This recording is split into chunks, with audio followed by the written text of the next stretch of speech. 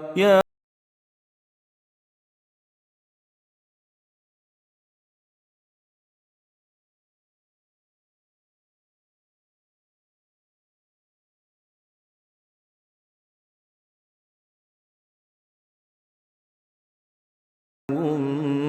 مبين. إن الحمد لله نحمده ونستعينه ونستغفره ونعوذ بالله من شرور أنفسنا ومن سيئات أعمالنا من يهده الله فلا مضل له ومن يضلل فلا هادي له وأشهد أن لا إله إلا الله وحده لا شريك له وأشهد أن محمدا عبده ورسوله. أعوذ بالله السميع العليم من الشيطان الرجيم. بسم الله الرحمن الرحيم. يا أيها الذين آمنوا اتقوا الله حق تقاته ولا تموتن إلا وأنتم مسلمون. يا أيها الناس اتقوا ربكم الذي خلقكم من نفس واحدة وخلق منها زوجها وبث منهما رجالا كثيرا ونساء واتقوا الله الذي تساءلون به والأرحام إن الله كان عليكم رقيبا. يا أيها الذين آمنوا اتقوا الله وقولوا قولا سديدا يصلح لكم أعمالكم ويغفر لكم ذنوبكم ومن يطع الله ورسوله فقد فاز فوزا عظيما. أما بعد فإن أصدق الحديث كتاب الله وخير الهدي هدي محمد صلى الله عليه وسلم وشر الأمور محدثاتها وكل محدثة بدعة وكل بدعة ضلالة وكل ضلالة في النار. وقال تعالى في كلامه المجيد يا أيها الذين آمنوا ادخلوا في السلم كافة ولا تتبعوا خطوات الشيطان إنه لكم عدو مبين. رب اشرح لي صدري ويسر لي أمري واحلل عقدة من لساني يفقهوا قولي. میرے بھائیوں، اللہ سبحانہ و تعالیٰ کا بہت بڑا احسان ہے ہم سب پر کہ اللہ نے ہمیں دنیا میں سب سے بڑی نعمت عطا فرمائی اور وہ ہے ہمارا ایمان. ہم آج کے خطبے میں انشاءاللہ جس موضوع پر قرآن و سنت کی روشنی میں کچھ باتیں دیکھیں گے وہ ہے مال اور تجارت. اور اللہ کے رسول صلی اللہ علیہ وسلم نے پیشن گوئی کی، بتایا، جامع ترمذی میں حدیث ہے، اِنَّ لِكُلِّ أُمَّةٍ فِتْنَةً، ہر امت کا ایک فتنہ ہوتا ہے، وَإِنَّ فِتْنَةَ أُمَّتِي الْمَالِ، اور میری امت کا فتنہ مال ہے. یعنی جو مال ہے نا، اس امت کا بڑا فتنہ ہے، بڑا امتحان ہے، بڑی آزمائش، بڑا ایگزام ہے، بڑے آزمائش کی چیز کیا ہے؟ مال، اس امت کے لیے. تو مال کے ساتھ کیا ریلیشن شپ ہونا چاہیے ہمارا، کیسے ایٹیٹیوڈ ہمارا ہونا چاہیے، کاروبار کے تعلق سے اسلام کی کیا رہنمائی ہے، جاب اور سروس کے تعلق سے کیا رہنمائی ہے، انشاءاللہ ہم آج کے خطبے میں یہ تمام چیزیں دیکھیں گے. مال کے ریلیشن شپ کے تعلق سے، کہ پیسے کے تعلق سے ہمارا ایٹیٹیوڈ کیا ہونا چاہیے، تو ہم دیکھتے ہیں دنیا میں بہت سارے مذہب ایسے ہیں جن کے اندر یہ سکھایا گیا ہے کہ اگر آپ کو دیندار بننا ہے، مذہبی انسان بننا ہے، تو مال کو تیاگنا پڑے گا، چھوڑنا پڑے گا. دنیا سے چھوڑ کر کے، مال کو چھوڑ کر کے جاؤں گے تو ہی اوپر والے کے قریب آ سکتے ہیں. لیکن اسلام نے ایک طرف وارن کیا، ہمیں ڈرایا کہ آگاہ رہنا، مال کے فتنے سے بچ کے رہنا، سنبھل کے رہنا، لیکن دوسری طرف صحیح مال کے فائدے کو بھی بتایا. تو اللہ کے رسول صلی اللہ علیہ وسلم کی دوسری طرف کی حدیثیں بھی ہم دیکھ لیتے ہیں. مسند احمد میں حدیث ہے، نبی صلی اللہ علیہ وسلم نے فرمایا، نعم مال الصالح للمرء الصالح، کتنا ہی اچھا ہے اچھا مال ایک اچھے شخص کے لیے. یعنی کتنا ہی اچھا ہے اچھا مال، یعنی صحیح مال، حلال کمایا ہوا مال ایک اچھے شخص کے لیے. یعنی مال کو ایسے نہیں بتایا گیا کہ پوری بری چیز ہے، فتنہ ہے، سب سے بڑا فتنہ ہے، لیکن ایک صحیح حلال طریقے سے کمایا ہوا مال وہ کیا ہے؟ اللہ کے رسول صلی اللہ علیہ وسلم نے اس کے بارے میں بتایا کہ اس کا فائدہ بھی بہت سارا ہے. اسی طرح ایک حدیث ہے صحیح بخاری میں، ان ھذا المال خضرۃ وحلوہ، یہ مال ہرا بھرا ہے اور میٹھا ہے. ونعم صاحب المسلم، اور کتنا ہی اچھا ہے وہ مسلمان شخص، لمن اخذہ بحقہ، جو صحیح طریقے سے حاصل کرے مال کو، صحیح طریقے سے حاصل کرے. وجعلہ فی سبیل اللہ والیتامى والمساکین، اسے اللہ کی راہ میں لگائے، یتیموں کی خدمت میں لگائے، مسکینوں کی خدمت میں لگائے. تو یعنی کہ مال صحیح طرح سے حاصل کرنا اچھا بتایا گیا. کتنا ہی اچھا ہے وہ شخص جو صحیح طریقے سے اسے حاصل کرے. جامع ترمذی میں ایک اور صحیح حدیث ہے، نبی صلی اللہ علیہ وسلم نے فرمایا کہ اللہ کہتا ہے کہ انا انزلنا المال لاقام الصلاۃ و ایتاء الزکاۃ، کہ ہم نے مال اس لیے بھیجا ہے تاکہ نماز قائم کی جائے اور تاکہ زکوٰۃ دی جائے. نماز قائم کی جائے، انہیں مسجدیں بنائی جائے، زکوٰۃ دی جائے، انہیں لوگوں کی ضرورتیں، تنگ دستوں کی، مشکل حال میں جو لوگ ہیں ان کی مدد کی جائے. تو ہم دیکھتے ہیں اللہ تعالیٰ نے کہا ہے، یہ حدیث قدسی ہے کہ میں نے مال بھیجا ہی اس لیے ہے تاکہ نمازیں قائم کی جائے، تاکہ زکوٰۃ دی جائے. تو یعنی کہ ہم نے دونوں طرف کی باتیں دیکھیں. ایک طرف یہ بھی دیکھا کہ مال کتنا بڑا فتنہ ہے، کہ اس امت کا سب سے بڑا فتنہ مال ہے، اور دوسری طرف ہم نے یہ بھی بات دیکھی کہ صحیح مال جو صحیح طریقے سے حاصل کیا جائے اس کا فائدہ ہے. اس کے تعلق سے ہمیں ابھارا گیا ہے کہ صحیح طریقے سے حاصل کرو، حلال طریقے سے حاصل کرو. پیارے نبی محمد صلی اللہ علیہ وسلم نے فرمایا کہ ان روح القدس، کہ جو پاک روح ہے یعنی جبریل، نفث فی روعی، انہوں نے میری روح میں یہ بات ڈالی. کیا بات ڈالی؟ کہ کوئی شخص تب تک دنیا سے نہیں جا سکتا جب تک اپنے حصے کا رزق نہ کھا لے. مطلب جو رزق اللہ تعالیٰ نے آپ کے لیے لکھا ہے وہ کھائے بغیر جا ہی نہیں سکتے یہاں سے.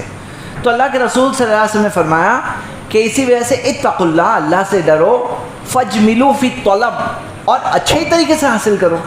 مطلب جتنا رزق لکھا ہے اتنا ملے گا ہی ملے گا، تو اچھے طریقے سے حاصل کرو. جب رزق جتنا ملنا ہے اتنا ہی ملنا ہے، صحیح طریقے سے حاصل کرو. اب آدمی سوچتا ہے نہیں میں چوری کروں گا، فراڈ کروں گا، چیٹنگ کروں گا تو زیادہ مل جائے گا، اور کبھی سوچتا ہے زیادہ مل جائے گا اور آنکھیں دیکھ کر بتا رہی ہے کہ ہاں دیکھو سامنے زیادہ ہی مل رہا ہے، چیٹنگ کر کے زیادہ مل جائے گا. لیکن ہو سکتا ہے اسے مل بھی جائے، ہاتھ میں آ جائے، لیکن کیا وہ اس کا رزق ہے؟ ہاتھ میں آیا، میڈیسن میں، دواؤں میں خرچہ ہو گیا، بیمار پڑ گیا، کوئی کیس ہو گیا، کوئی اس کے ساتھ فراڈ کر لیا.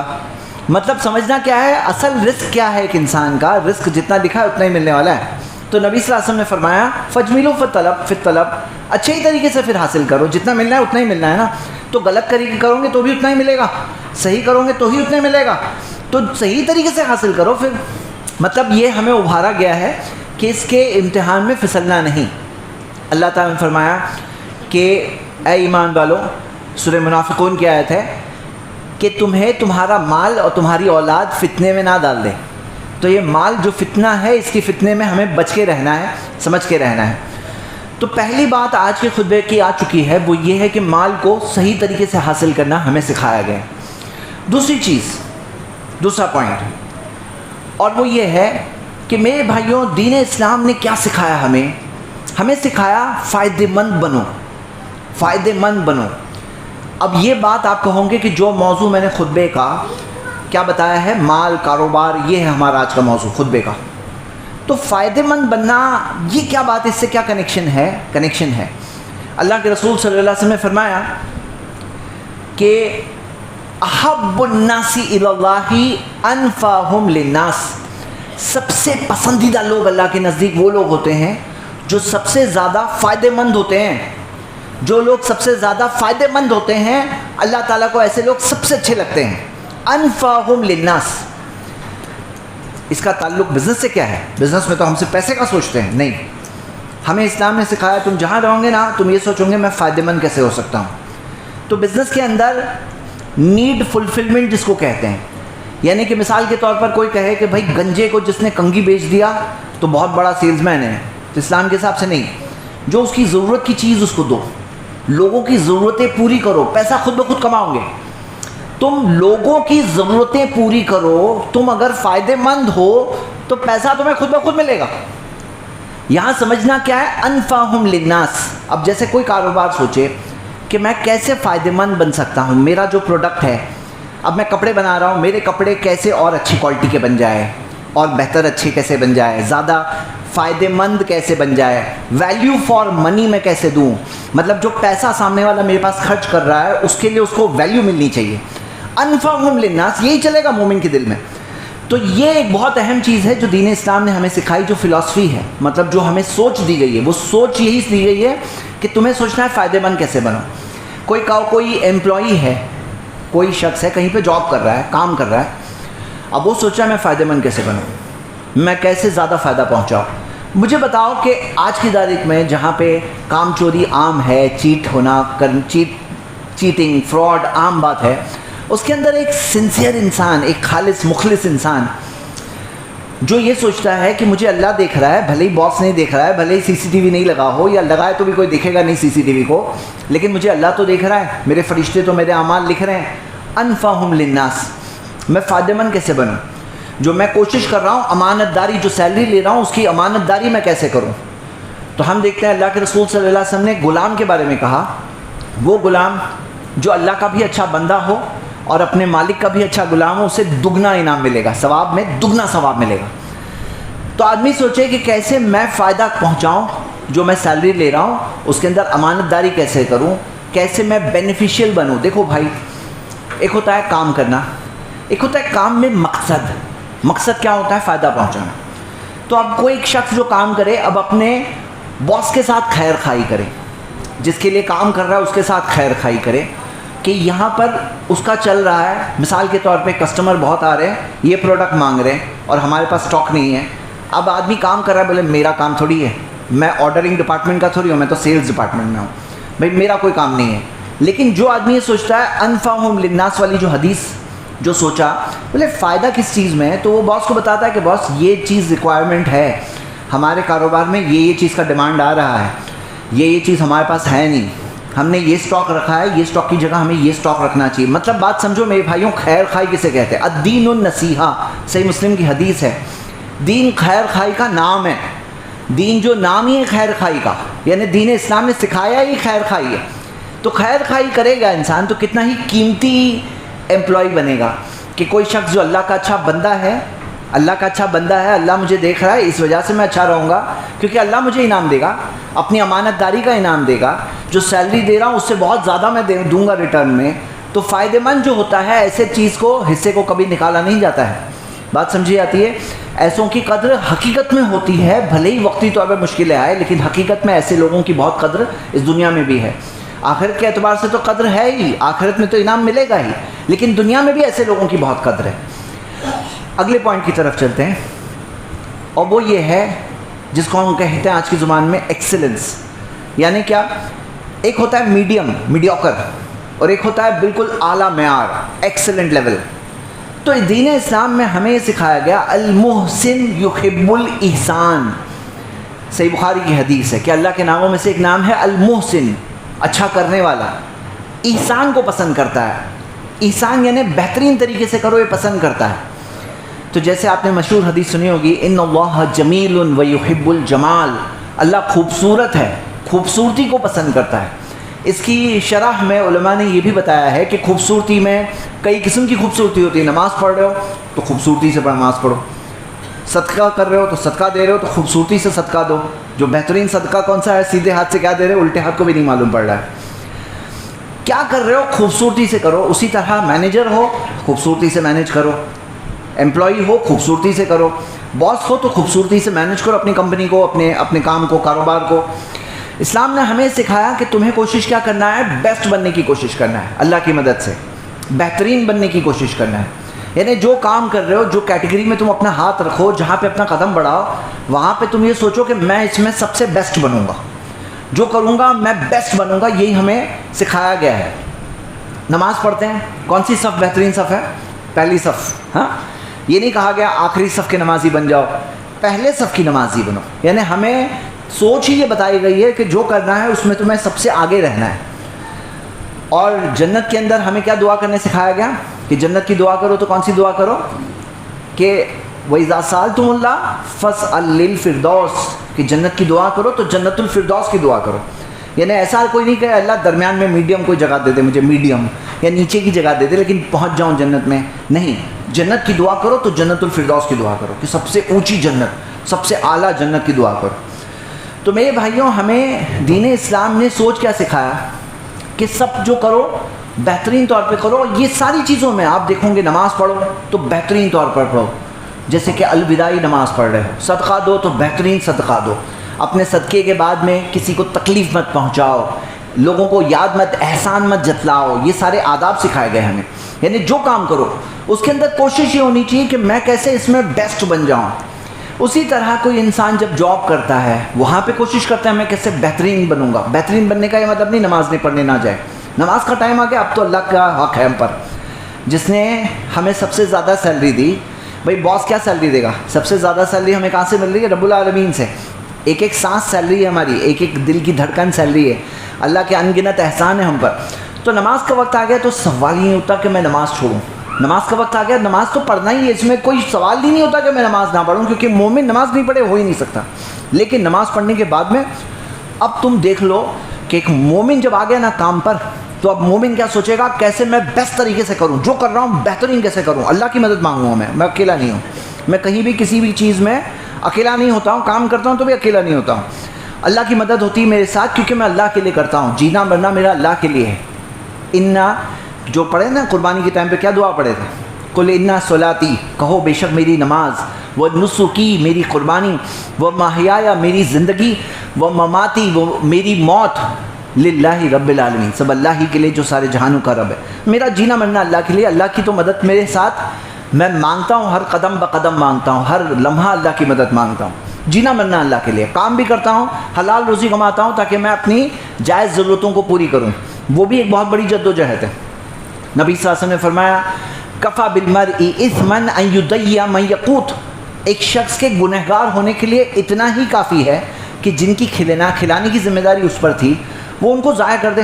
یعنی گھر کی جن کی ذمہ داری تھی تم پر کہ بیوی بچے کا خرچہ تمہیں سنبھالنا ہے، تم ان کو ضائع کرتے ہو. ایک شخص کے گنہگار ہونے کے لیے یہی چیز کافی ہے. یعنی وہ شخص گنہگار بس ایک یہ وجہ سے ہی بہت بڑا گنہگار ہو گیا کہ جنہیں کھلانے کی ذمہ داری اس پر تھی وہ انہیں کھلاتا نہیں ہے. تو ہمیں یہ سکھایا گیا کہ کام کرنے جب نکلتے ہو نا تو وہ کام کی کوشش بھی ہے نا، یہ بھی ایک حلال رزق کی کوشش، ایک بہت بڑی اللہ کے لیے کرو. نیت ہو کہ اللہ تعالیٰ کے لیے کر رہا ہوں تاکہ میں اپنی ذمہ داریاں پوری کروں، تو یہ بھی عبادت کے ضمن میں آ سکتی ہے. آگے ہم کیا دیکھتے ہیں میرے بھائیوں؟ ہم نے ابھی تک کیا کیا دیکھا؟ مال فتنہ ہے اور صحیح مال کے تعلق سے ابھارا گیا ہے، اسے برا نہیں بتایا گیا ہے جیسے کہ دوسرے بعض مذہبوں میں بتایا گیا ہے. اسلام میں اعتدال کی چیز ہے. مال کے غلام بھی مت بن جاؤ. جیسے کچھ لوگ ہیں نا مال کے غلام، ان کا رب اللہ نہیں ہوتا ہے، ان کا رب پیسہ ہوتا ہے، وہ پیسے کے غلام ہوتے ہیں. تو نبی صلی اللہ علیہ وسلم نے فرمایا تعیسا عبد الدینار و عبد الدرہم، ہلاکت ہے دینار کے غلام کی اور درہم کے غلام کی. تو دینار اور درہم اور روپیے کا غلام بھی نہیں بننا ہے کہ اس کو مائی باپ بنا دیے کہ پیسہ جہاں ڈال دو وہاں پہ میں. ویسا نہیں، ہم بکتے نہیں ہیں. تو ہم پیسے کے لیے جینا مرنا، پیسہ سب کچھ، یہ بھی ایک غلط بات ہے. دوسری طرف پیسے کی کوئی ضرورت نہیں، پیسہ کچھ ہو نہیں، میں پیسے کی طرف دیکھتا بھی نہیں، پیسہ تیاگ دو چھوڑ دو تو اللہ کے قریب آؤں گے، یہ بھی نہیں سکھایا گیا. بلکہ ہمارے پاس درمیانی راستہ ہے جو اعتدال کا راستہ. تو ہم نے یہ پہلے پوائنٹ میں دیکھا. دوسرے پوائنٹ میں ہم نے کیا دیکھا کہ ہماری فلسفی کیا ہے، ہماری سوچ کیا ہے؟ انفعہم للناس، کہ ہم سب سے زیادہ فائدہ مند بنیں، نیڈ فلفلمنٹ. تیسری چیز، جو کام کرنا ہے ایکسلنٹ طریقے سے کرنا ہے، بہترین طریقے سے کرنا ہے، جو بھی لیول پہ کر رہے ہیں. ایک انسان سوچے کیسے میں بہتر سے بہتر کر سکوں. میں اس پوائنٹ میں، تیسرے پوائنٹ میں کچھ اور اضافہ کرنا چاہتا ہوں. جیسے مثال کے طور پر آپ کے سامنے مثال ہے عبد الرحمن بن عوف رضی اللہ عنہ کی، کہ جب وہ مدینہ ہجرت کر کے گئے، اب پورا مکہ میں اپنی پوری پراپرٹی بزنس سب چھوڑ کے آئے تھے، یہاں پہ خالی ہاتھ آئے تھے. اور اللہ کے رسول صلی اللہ علیہ وسلم نے مقرر کیا کہ انصار میں سے ایک بھائی ہے تمہارا، اور وہ بھائی اس کی پراپرٹی میں تم آدھے شریک ہو گئے.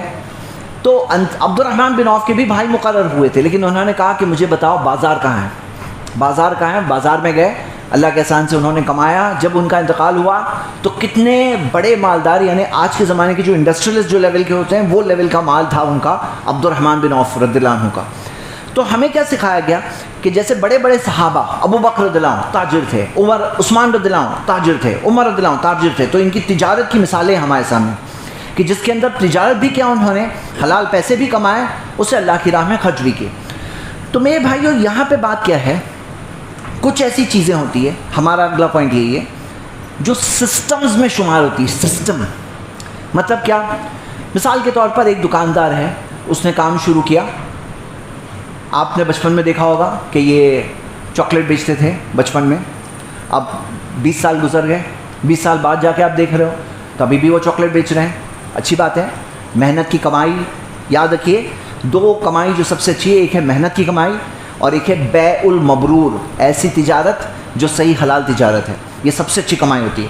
محنت کر رہے ہیں، اب 20 سال بعد بھی وہ چاچا وہیں پر ہے اور ابھی ہو سکتا ہے ان کا اگلا بچہ بھی ان کے ساتھ کھڑا ہے. لیکن ہم کیا دیکھتے ہیں کہ کچھ سسٹمز پہ نبی صلی اللہ علیہ وسلم نے بہت اہمیت دی. میں مثال دیتا ہوں. اللہ کے رسول صلی اللہ علیہ وسلم نے ٹیچرز مقرر کیے کہ یہ ٹیچر ہے. اللہ کے رسول صلی اللہ علیہ وسلم نے ٹیچرز بنائے, گورنرز بنائے, قاضی بنائے, کمانڈرز طے کیے, امبیسڈرز طے کیے. نبی صلی اللہ علیہ وسلم نے پورے کے پورے سسٹم بنائے, سسٹم سے کام کیا. کبھی آپ نے یہ سوچا ہے نبی صلی اللہ علیہ وسلم کون تھے؟ اللہ کے پیغمبر رسول تھے اور ہیڈ آف دا اسٹیٹ بھی تھے. پورے اسلامک جو حکومت تھی اس کے ہیڈ بھی تھے. لیکن نبی صلی اللہ علیہ وسلم کے پاس اتنا ٹائم تھا کہ پاؤں سوج جانے تک رات میں نماز پڑھ رہے ہیں. اتنا ٹائم تھا کہ کوئی آ کے ملے تو ملنے کے لیے بیٹھ کے بات کرنے کا ٹائم تھا. مریض کی عیادت کا ٹائم تھا, جنازے میں جانے کا ٹائم تھا, بیویوں کے ساتھ وقت گزارنے کا وقت تھا. کیسے تھا ٹائم اتنا؟ سوچا ہے کبھی آپ نے؟ نبی صلی اللہ علیہ وسلم خود سوچ سکتے تھے کہ نہیں سب کام میں ہی کروں گا, ٹیچر بھی میں اکیلا, قاضی بھی میں اکیلا, گورنر بھی میں ہی, سب جگہ میں ہی کروں گا, سب میں ہی کروں گا. اللہ کے رسول صلی اللہ علیہ وسلم نے ایسے نہیں کیا. سسٹم بنایا, سسٹم میں لوگوں کو متعین کیا, لوگوں کو ذمہ داریاں دی. اور یہ سسٹمز کا فائدہ خلفائے راشدین کے دور میں بھی ہوا, امت کو بعد میں بھی ہوا. سسٹم میرے بھائیوں, یہ سسٹم صرف وہیں تھوڑی ہے, ہمارے کام میں بھی ہو سکتا ہے, آپ کے کاروبار میں بھی ہو سکتا ہے کہ ایک شخص ہے وہ کاروبار خود اس نے کر لیا, اس کو کمانے کی ٹیکنیک معلوم پڑ گئی, اب وہ سسٹم بناتا ہے, سسٹم سے اس کام کو گرو کرتا ہے, اس کام کو آگے بڑھاتا ہے کہ آپ کا وقت بھی فارغ ہو تاکہ آپ بزنس کی اور چیزیں, آئیڈیا سوچ سکو اور نئی چیزیں آگے بڑھا سکو. وہ سسٹمز ہمیں ملتے ہیں. قرآن کی سب سے لمبی آیت کون سی ہے بتاؤ؟ سب سے لمبی آیت سورہ بقرہ کی آیت نمبر 282 ہے. کس چیز کے تعلق سے؟ آیت الدین اس کا نام ہے.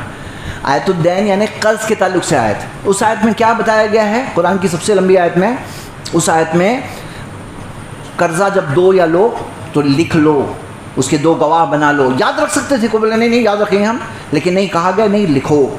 یعنی سسٹم ہے یہ سسٹم ہے کہ قرض دو تو قرض کو لکھ لیا کرو, اس کے لیے 2 گواہ بنا لیا کرو. تو ہمیں کیا ابھارا گیا ہے؟ ڈاکیومنٹیشن, اور اس طرح سے لکھ لینا, یہ چیز کے اندر ہمیں ابھارا گیا ہے. تو میرے بھائیوں, سوچنے کی بات کیا ہے؟ ایک سوچ ہوتی ہے. کیا سوچ ہے؟ کہ کام کے مجھے آئیڈیا اللہ نے دیا, اب میں اس چیز کو اس سے 100 گنا آگے کیسے بڑھا سکتا ہوں, کیسے اس کو اور آگے بڑھا سکتا ہوں. وہ ایک سوچ ہوتی ہے. وہ سوچ آپ کو ملے گی کئی صحابہ میں, وہ سوچ آپ کو ملے گی کئی ساری جو سسٹمز والی تعلیم جو نبی صلی اللہ علیہ وسلم نے خود عمل کیا. اللہ کے رسول صلی اللہ علیہ وسلم کے اس عملی نمونے میں ہمیں چیزیں, مثالیں ملتی ہیں جس سے ہم سیکھ سکتے ہیں. ہم آگے بڑھتے ہیں. کاروبار کے اندر اور جاب کے اندر ایک چیز اور ہے, لیڈرشپ. اللہ کے رسول صلی اللہ علیہ وسلم نے فرمایا کلکم راعن وکلکم مسئول عن رعیتہ, تم سب کے سب ذمہ دار ہو اور سب کے سب کو اپنے ماتحتوں کے بارے میں پوچھا جائے گا. بھئی کیا چیز سے ایک لیڈر بنتا ہے معلوم ہے؟ اس حدیث کے اوپر غور کرو. یہ حدیث کے اندر جو تعلیم دی گئی ہے, صحیح بخاری کی مشہور حدیث ہے, یہ حدیث کے اندر جو تعلیم ہے اس سے ایک انسان لیڈر بنتا ہے. کیا لیڈر بنتا ہے؟ کلکم مسئول عن رعیتہ, سب کے سب کو اپنے ماتحتوں کے بارے میں پوچھا جائے گا. بات سمجھیے میرے بھائی. مثال کے طور پر آپ کو ٹیم لیڈر بنایا گیا, آپ کے انڈر میں 3 سٹاف رکھے گئے. اب تمہارے جو 3 سٹاف ہے, کوئی کیا بولے بھائی وہ کیا کر رہے ہیں, میں کیا دیکھوں, مجھے کیا کرنا, لینا دینا, میں تو میرا کروں. یہ لیڈر اچھا لیڈر نہیں ہے. اچھا لیڈر کون ہے؟ جو سمجھتا ہے میرے انڈر میں جو ہے اس کا میں ذمہ دار جب ہوں تو میں اس کام کو نبھاؤں, اس امانت کو نبھاؤں, اس سے کام صحیح کرانا, ان سے کام صحیح لینا, تاکہ وہ بھی صحیح ٹریک پہ رہے, تاکہ وہ بھی وہاں بھٹکے اور ٹائم ضائع نہ کرے, وقت ضائع نہ کرے, پیسہ ضائع نہ کرے. تو ذمہ دار وہ ہوتا ہے, صحیح ہے. لیکن جو اس حدیث کو سمجھ لے, اس پہ عمل کرے, وہ انسان نارمل انسان نہیں رہے گا, اب لیڈر انسان ہوگا. وہ لیڈر ہو جائے گا کیونکہ ذمہ دار ہے. اور ذمہ دار لوگوں کی کمی ہے. کن کی کمی ہے؟ ذمہ دار لوگوں کی, جو ذمہ داری کو سمجھتے ہیں. یہاں پہ سب سے بڑی ذمہ داری کس بات سے پیدا ہو رہی ہے معلوم ہے؟ سب سے بڑی ذمہ داری ان الفاظ سے پیدا ہو رہی ہے, کلکم مسئول عن رعیتہ, تم سب کے سب کو ماتحتوں کے بارے میں پوچھا جائے گا. کبھی سوچا ہے آپ نے کہ آپ کے انڈر میں کون کون ہے؟ سپوز کرو ایک بیوی ہے جس کے انڈر میں شوہر کا گھر ہے, ایک شوہر ہے جس کے انڈر میں کوئی نہیں ہے تو اس کی بیوی بچے تو ہے ہی اس کے انڈر میں. ہو سکتا ہے وہ کام ہے, کاروبار ہے, ہو سکتا ہے ایریا کا لیڈر, کارپوریٹر ہے, جو بھی ہے, ماتحتوں کے بارے میں پوچھا جائے گا. پوچھا جائے گا کب پوچھا جائے گا؟ قیامت کے دن. قیامت کے دن ایک ایک چیز کا جواب دینا ہے. تو کوئی کہے اچھا مجھے یہ میرے جونیئر کا جواب مجھے دینے کا, ہاں پوچھا جائے گا. تمہیں ذمہ دار بنایا گیا تھا, تم نے کیا کیے؟ نہیں لینا چاہیے تھا ذمہ داری.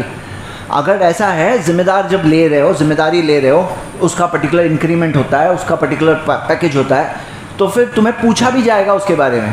کوئی کارپوریٹر ہے اس کو اپنے وارڈ کے بارے میں پوچھا جائے گا، کوئی ایم پی ہے اس کو اپنے پورے زون کے بارے میں پوچھا جائے گا، کوئی کنٹری کا اگر رولر ہے اس کو اپنی پوری کنٹری کے بارے میں پوچھا جائے گا. یہاں پہ کیا ہے، کلکم مسئول عن رعیتہ، الفاظ بہت عام ہے، ہر ایک کو تم میں سے پوچھا جائے گا اپنے ماتحتوں کے بارے میں، کوئی نہیں تو بیوی بچے تو ہے.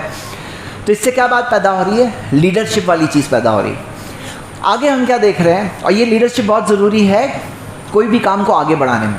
کوئی بھی کام کو آگے بڑھانے میں اگر آپ کے پاس اچھا ذمہ دار مینیجر ہے، اچھے لوگ ہیں، اچھی ٹیم ہے آپ کے پاس، تو پھر آپ وہ کام کو کئیوں گنا آگے بڑھا سکتے ہیں. آگے ہم کیا دیکھ رہے ہیں، آگے ہم یہ دیکھ رہے ہیں اگلی چیز کہ کس طرح سے ہم خاص فوکس کریں کہ کسٹمر جو ہے، جو آخر میں جو کسٹمر ہے جو اس پروڈکٹ کو خرید رہا ہے، اس کا کیا فیڈ بیک ہے، اس کو کیا پریشانی آ رہی ہے، یا اس کی کون سی پریشانی حل ہو رہی ہے. میرے بھائیوں آپ کو پتہ ہے دنیا کے اندر ماڈرن سائنس، جو آج کا ماڈرن سائنس ہے، یہ سائنس کی شروعات کب ہے، رینیسانس پیریڈ میں، تقریباً 16 سے 18ویں صدی میں. یہ پیریڈ میں سائنس کی شروعات ہے. جو ماڈرن سائنس آج پڑھایا جاتا ہے اس کی فاؤنڈیشنز اس دور میں رکھی گئی. لیکن اس سے بہت پہلے سے جو مسلمان سائنٹسٹ تھے اور ان کی خدمات ڈاکیومنٹڈ ہے، بہت کچھ آج بھی مل جائے گی، بھلے ہی بہت زیادہ پاپولر نہیں کی جاتی ہے، لیکن آج بھی مسلمان سائنٹسٹ کی آپ کو ڈسکوریز ملے گی، بہت ساری بڑی بڑی ڈسکوریز، اور یہ ریٹن ہے، موجود ہے. جیسے مثال کے طور پہ ایچ جی ویلز اپنی کتاب a brief history of time, اس کے اندر وہ لکھتے ہیں، H G Wells outline of history, اس کتاب کے اندر وہ لکھتے ہیں، بتاتے ہیں کہ مسلم ورلڈ کے اندر مسلم ڈاکٹرز اس زمانے میں ایسی سرجری کیا کرتے تھے، اس طرح کے میتھڈز استعمال کیا کرتے تھے جو ماڈرن سائنس نے بہت بعد میں جا کے ڈسکور کیا. کئی سارے ہسٹورینز ہیں، وہ لوگ بتاتے ہیں کہ جو زمانے کے اندر یوروپ کے اندر بادشاہوں کو لکھنا پڑھنا، بادشاہوں کی بات کر رہے ہیں، پرنسز کی بات کر رہے ہیں، ان کو لکھنا پڑھنا نہیں آتا تھا، وہ زمانے میں مسلمان ورلڈ کے اندر آپ دیکھو گے، مسلم ورلڈ کے اندر لائبریریز ہوتی تھی، وہاں پہ عام رستہ چلتے آدمی کو لکھنا پڑھنا آتا تھا، لائبریریز ہوتی تھی، لوگ ڈسکشنز کرتے تھے، اپنے علمی ڈسکشنز کرتے تھے. مطلب ہم کیا دیکھتے ہیں میرے بھائیوں، اسلام نے کیا سکھایا کہ فائدہ مند جو ہے وہ سب سے زیادہ محبوب ہے اللہ کے نزدیک. حدیث سن چکے ہیں ہم لوگ کہ حب الناس الی اللہ انفعہم للناس. اس سے کیا چیز پیدا ہوتی ہے، اس میں یہ چیز پیدا ہوتی ہے ڈسکوری، کہ دیکھو کوئی ایسی چیز بناؤ جو میرے لیے صدقہ جاریہ ہو جائے. پتہ ہے نا آپ کو صدقہ جاریہ کا سسٹم، کہ جیسے میں مر جاؤں گا، قبر میں پہنچ جاؤں گا، لیکن میں نے اگر کوئی ایسی نیکی کی جو میرے بعد بھی جاری ہے، تو ایسا نہیں ہونے والا ہے کہ میں مر گیا میرا ثواب رک گیا. میرے مرنے کے بعد بھی اگر میں نے کوئی ایسی نیکی کی جو میرے بعد بھی جاری ہے، تو اس کا ثواب بھی مجھے ملتا رہے گا. برابر میرے بھائیوں، اسی چیز سے کئی ساری باتیں پیدا ہوتی ہیں. ایک بات تو ہم نے دیکھا، سائنس کی ڈسکوریز کا معاملہ یہاں پیدا ہوتا ہے کہ ہم کیسی ڈسکوریز کر سکتے ہیں، کیسی چیزیں لا سکتے ہیں. کئی چیزیں آج بھی دنیا میں بہت سی چیزیں ہیں جو دنیا کے لوگ کئی چیزوں میں پریشان ہیں. کیا کوئی سلیوشن نکال سکتے ہو؟ بھائی سلیوشن یاد رکھیے، کئی بار جو ہوتے ہیں نا اس کے نکالنے والے بزنسز ہوتے ہیں. کیوں؟ کیونکہ کوئی ڈسکوری ہو رہی ہے، اس کے پیچھے کوئی فنانسر چاہیے، اس کے پیچھے کوئی فنڈ کرنے والا چاہیے، کوئی ایک سسٹم ہوتا ہے. اب جیسے ایک چھوٹی سی مثال دے رہا ہوں، کیا ہم لوگ سب پریشان نہیں ہوتے تھے کہ بھائی آٹو بک کرنا ہے، ڈھونڈ رہے کو آٹو نہیں مل رہی ہے، یا ڈرائیورز مل رہے ہیں تو کتنے بھی پیسے مانگ رہے ہیں، کوئی آپ کو پونا جانا ہے کتنا بھی پیسے مانگ رہا ہے. ابھی ہر چیز سسٹم میں آ گئی نا. جب ہم دیکھتے ہیں کہ اولا اوبر وغیرہ کے ایک سسٹم میں آ گئی، وہ سسٹم کے اندر ضرورت پوری ہوئی کہ نہیں ہوئی، ہماری نیڈ پوری ہوئی نہیں ہوئی. تو ایسے ہی سوچنا ہے کیسے ہم کوئی ایسی چیز بنائیں جس سے لوگوں کو فائدہ ہو. کمانے کا آپ خود بخود کماؤ گے، لیکن فائدہ پہنچانے والی چیز انسان جب سوچتا ہے، اس سے فائدہ ہے کہ فضول کی چیز ہے. تو یہ کئی ساری جو ہم دیکھ رہے ہیں کہ وہ سائنٹسٹ نے جو ڈسکوری کیے، کہ قرآن کی جو آیت ہے افلا تتفکرون، کیا تم غور نہیں کرو گے، الم ترا، کیا تم پہاڑوں کی طرف نہیں دیکھو گے، اونٹ کی طرف نہیں دیکھو گے. ابھی سورہ غاشیہ میں اب سننے والے آیتیں، ہاں، تو کیا تم یہ سب نہیں دیکھو گے؟ قرآن کے اندر آیتیں ہیں، جب انسان وہ سب دیکھے گا، غور کرے گا. افلا تعقلون، عقل نہیں استعمال کرو گے؟ قرآن میں 24 جگہوں پہ ہے، کیا عقل نہیں استعمال کرو گے؟ افلا تبصرون، دیکھو گے نہیں؟ ہاں، الم ترا، کیا یہ نہیں دیکھتے؟ تو اسلام میں ابھارا گیا. اب جب دیکھے، خود بخود ڈسکوریز ہوئی. جب غور کر رہے ہیں، سوچ رہے ہیں، دیکھ رہے ہیں چیزوں پر، خود بخود نئی نئی چیزیں ایجادات دنیا میں آئی، وجود میں آئی. کیسے وجود میں آئی؟ مسلمانوں نے ان چیزوں کو وجود میں لائے. کیوں؟ ارے بھائی مسلمان دنیا کے اندر یہ اس زمانے کے اس سے پہلے 1000 سال تک سب سے بڑے سپر پاور دنیا کے مسلمان ہوا کرتے تھے. تو کیا ایسے ہی تھے؟ کچھ سائنٹیفک ڈسکوری نہیں تھے، سب پچھڑے ہوئے لوگ تھے لیکن پھر بھی سپر پاور تھے. تو ظاہر سی بات ہے اتنے بڑے جب سپر پاور تھے دنیا کی سب سے بڑی ایجادات اور ڈسکوریز مسلمانوں میں ملتی تھی، سب سے آگے ہوا کرتے تھے دنیا کے اندر اس پورے میدان میں. یہ تھی یہ چیز اسٹیپس ہوتی ہے، اللہ کی مدد سب سے بڑی چیز ہے، لیکن دنیا میں ذریعہ ہوتی، تو یہ ذریعوں میں شامل ہے. آخر میں میرے بھائیوں میں آخری بات یہ کہوں گا، اور وہ یہ ہے کہ دین اسلام نے ہمیں سکھایا اللہ پہ بھروسہ کرو. مطلب کیا؟ تم ٹینشن مت لو بھائی، تمہارا ٹینشن تم اللہ تعالیٰ پہ ڈال دو. یہ دل کی عبادت ہے. ان اللہ یحب المتوکلین، اللہ توکل کرنے والوں سے تو محبت کرتا ہے. اللہ پہ ڈالو لیکن ذریعے اختیار کرو. مطلب اللہ کے رسول صلی اللہ علیہ وسلم نے فرمایا عاقلھا وتوکل، اونٹ کو باندھو اور بھروسہ اللہ پر کرو. مطلب اونٹ کو تو باندھو، تم بھروسہ کس پہ کرتے ہو؟ اللہ پہ کرتے ہو، لیکن اونٹ کو باندھو. تداووا، دوا لو. فإن اللہ لم یدع داء الا وضع له شفاء، کیونکہ اللہ نے کوئی بیماری نہیں بنائی لیکن اس کے لیے شفا بھی بنایا. تو مطلب شفا دینے والا کون ہے؟ اللہ ہے، لیکن تم دوا لو گے. رزق دینے والا اللہ ہے لیکن تم کوشش کرو گے. تو آخری بات سورہ مریم کی ایک آیت میں بتانے والا ہوں، اور میرے بھائیوں میں آپ سب کو بھاگوں گا کہ یہ آیت میں جو میسج ہے نا ہمارے لیے، اس میسج پر غور کریے اور اس پر ورک کریے، کام کریے. مریم علیہ السلام چائلڈ ڈیلیوری کا ٹائم ہے، عیسیٰ علیہ السلام پیدا ہونے والے ہیں، اس سے پہلے کا وقت ہے، تکلیف میں ہے، پریشانی میں ہے. تو اللہ تعالیٰ نے رزق کے طور پر ان کے لیے تر و تازہ کھجور بھیجے. کہاں بھیجے؟ قرآن کی آیت ہے وَحُزِّی إِلَيْكِ بِجِذْعِ النَّخْلَةِ، کہ پیڑ کے تنے کو ہلاؤ اپنی طرف. جو کھجور کا جو درخت کا پیڑ تھا نا، اس کے تنے کو ہلاؤ اپنی طرف. تو ساقط علیکی رطباً جنین، آپ کے پاس تر و تازہ کھجور گر جائیں گے. تر و تازہ کھجور پیڑ پہ سے گریں گے، یہ اللہ کا بھیجا ہوا رزق ہے. لیکن امام قرطبی کہتے ہیں یہاں پہ جو مریم علیہ السلام کو پیڑ کے تنے کو ہلانے کہا گیا، رزق دینے والا اللہ ہے. وہ کہہ رہے ہیں کہ اس بات سے یہ بات ثابت ہوتی ہے کہ جب رزق گارنٹیڈ بھی ہوتا ہے، ملنا ہی ہے، تو بھی اللہ چاہتا ہے کہ تم کچھ کوشش کرو اس کے لیے. اب جیسے مثال کے طور پر کوئی آدمی ہے، بزنس کر رہا ہے، لیکن بس ہم کھول کے بیٹھے ہیں، ہم کچھ کر رہے نہیں ہیں. بھائی آگے بڑھو، تم اپنا پیڑ کا تنا ہلاؤ. کوئی ہے جو جاب مارکیٹ میں کوشش کر رہا ہے مجھے اچھا جاب مل جائے، ہاں بھائی جاب کی کوشش کر رہے ہو سکتا ہے اللہ نے تمہارا رزق رکھا ہے، تم اپنی کوشش نہیں کر رہے ہو جتنی کرنی چاہیے. جتنا پیڑ کے تنے کو ہلانا چاہیے اتنا تم ہلا نہیں رہے ہو. جس طرح سے اونٹ کو کس کے باندھنا چاہیے تم باندھ نہیں رہے ہو. ہاں تو یہاں پہ تم کوشش کرو. ہاں کوشش کرو. مطلب کیا ہے؟ اللہ رزق دینے والا ہے. ہو سکتا ہے آپ کا رزق آ گیا ہے، پیڑ پہ ہے، لیکن آپ اپنے اندر سے وہ طاقت لگا کے کوشش نہیں کر رہے ہو. یہ بہت اہم پیغام ہے. تو ہم یہ پیغام سے کیا سیکھتے ہیں کہ کیسے فائدہ مند بنیں. یہ پورے خطبے کے اندر ہم نے کاروبار اور بزنس کو اگلے لیول پر کیسے لے جائیں، اس کے تعلق سے چند باتیں آئی یہاں پر. اور قرآن و حدیث میں خزانے ہیں میرے بھائیوں، خزانے. اگر آپ غور کرو گے نا تو جینے کا طریقہ، آخرت کا طریقہ بھی کامیابی کا دیا گیا ہے، اور دنیا میں کامیابی کا بھی طریقہ ہمیں دین اسلام نے سکھایا ہے کہ دنیا میں بھی کامیاب ترین کیسے آپ بن سکتے ہیں. وہ اصول، وہ ضابطے، وہ پرنسپلز، وہ کیا ہے، وہ ہمیں سکھائے گئے ہیں. اللہ سے دعا اللہ ہم سب کو دنیا کی اصل آزمائش میں کامیاب ہو کر آخرت کی کامیابی پانے والا بنا دے، اپنے گناہوں سے توبہ کرنے والے بنا دے. اللہ ہمارے بھائی جہاں کہیں پریشانیوں مشکلوں میں ہیں ان کی مدد کر دے. اللہ ان کی پریشانیوں کو دور کر دے، ان کی حفاظت کر دے، ان کی مدد کر دے. اللہ مدد کرنے والا تو صرف تو ہی ہے، آسمان و زمین میں صرف تیرا ہی چلتا ہے. ہم تجھی سے مدد مانگتے ہیں کہ تو مدد کر دے، حفاظت کر دے. اللہ ہمیں جو پریشان حال ہے ان کی پریشانیوں کو دور کر دے. جو صحت کے تعلق سے پریشان ہیں ان کی تکلیف کو دور کر دے. اقول قولی ھذا واستغفر اللہ لی ولکم ولسائر المسلمین من کل ذنب واستغفروہ انہ هو الغفور الرحیم.